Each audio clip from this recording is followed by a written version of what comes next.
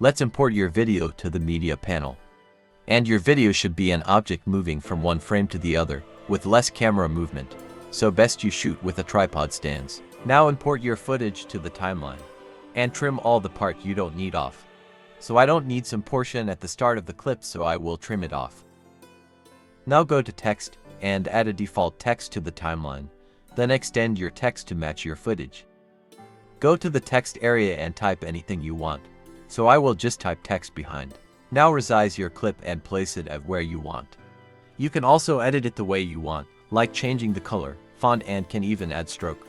Now make a duplicate of your footage and place it on top of your text. Now we need to remove the background of the duplicated footage. So go to Remove Background and select Auto Removal. Wait for Capcut to remove the background for you. Now we have to make our text a compound clip before we can add mask to it. So right-click on the text, then click on Create Compound Clip. Now go to Mask and select Horizontal Mask. Rotate it about 270 degrees and move it to the left till no text is invisible. Now move a couple of frames, and when your object comes into frame, add your first keyframe. Now adjust your mask as the object is moving just the way I am doing mine, and Capcut will automatically add a keyframe for you. This is how to create text reveal in Capcut.